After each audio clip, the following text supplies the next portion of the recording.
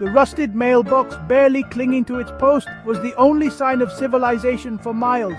Ethan gripped the steering wheel, knuckles bone white against the worn leather. Black Spruce Point, his escape. He hoped. Alberta stretched around him, a tapestry of deep green forest and the sharp blue sky.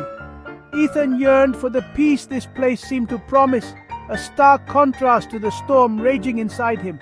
He'd run from a past that haunted his every waking moment, seeking solace in this isolated corner of the world. A flicker of doubt crossed his mind as he turned onto the dirt road leading to the house. The trees pressed close, their branches intertwined like grasping claws. The sunlight, so bright moments ago, dimmed, swallowed by the dense canopy above. He pressed on, each bump in the road a jarring reminder of his isolation. The house loomed at the end of the road, a menacing silhouette against the dying light. It was a two-story wooden structure, its weathered grey facade exuding an aura of malevolence. The windows, dark and hollow, glared back at him like the soulless eyes of a lurking predator.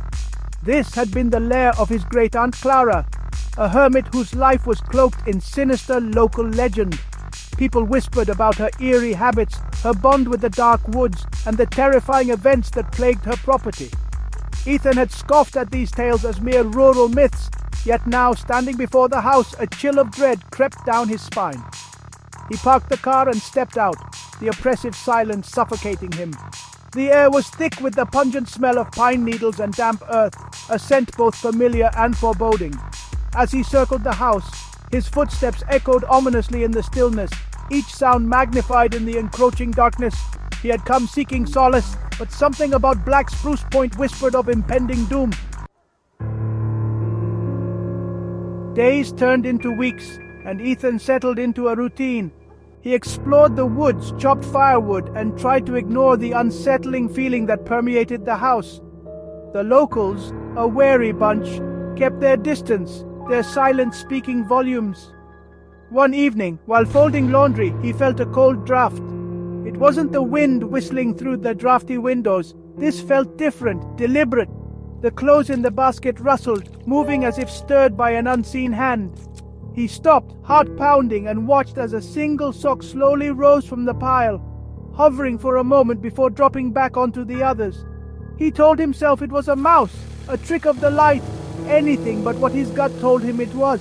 He couldn't shake off the feeling of being watched, of something unseen lurking just beyond his perception. Later that week, drawn by an unexplainable urge, Ethan ventured deeper into the woods than he ever had before. The air grew colder as dusk settled, and a strange luminescence began to emanate from the trees. It started subtly, a faint glow clinging to the bark of the pines, but soon intensified, bathing the forest in an ethereal green light.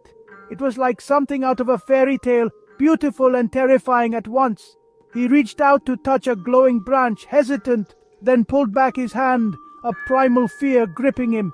As quickly as it began, the light faded, leaving him standing in the darkness, his heart pounding in his chest. He turned and ran back towards the house, the image of the glowing woods seared into his memory. He couldn't explain what he'd seen, but it confirmed his suspicions. Black Spruce Point was not a place of peace. One rainy afternoon, Ethan discovered a hidden trapdoor in the floor of the old workshop behind the house. Curiosity overriding caution, he pried it open. The musty smell of earth and decay wafted up from the darkness below.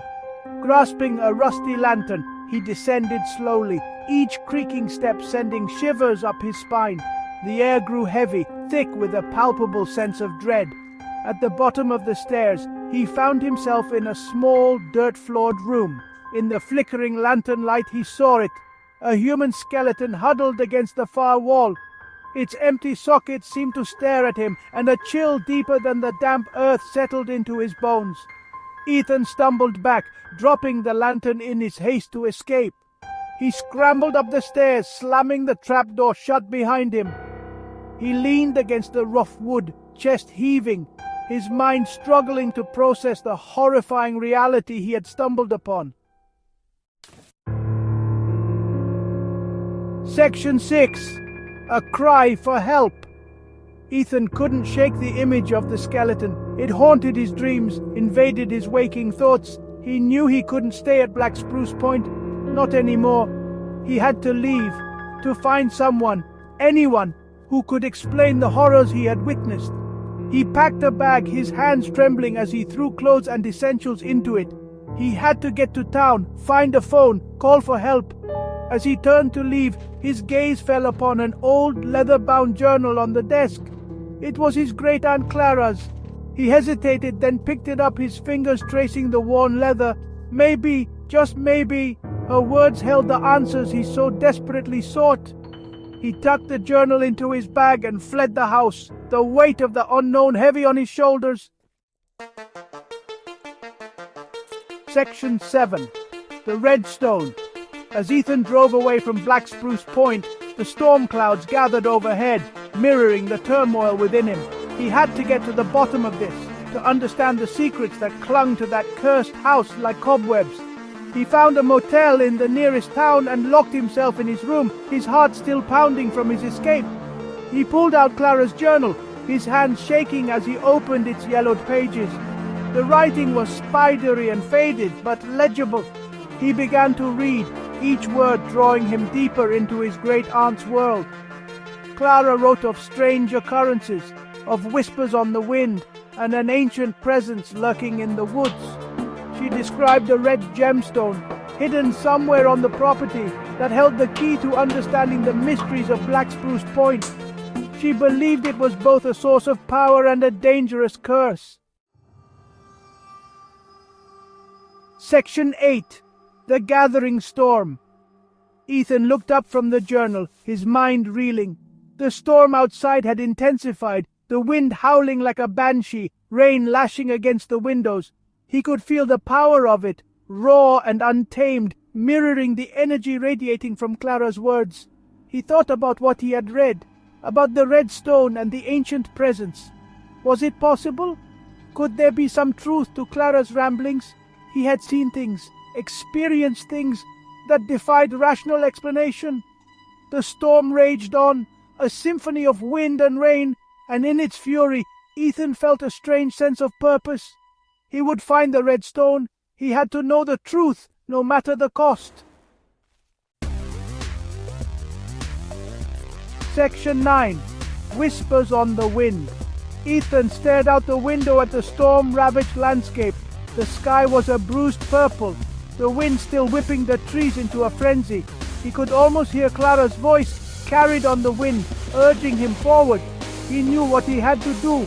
He would return to Black Spruce Point, face his fears, and find the red stone. It was a dangerous path, he knew, but he couldn't ignore the call any longer. As he turned back towards the car, a bolt of lightning split the sky, illuminating the road ahead. In that brief, blinding flash, he saw it, a figure standing in the middle of the road, shrouded in shadow, its eyes glowing with an eerie light.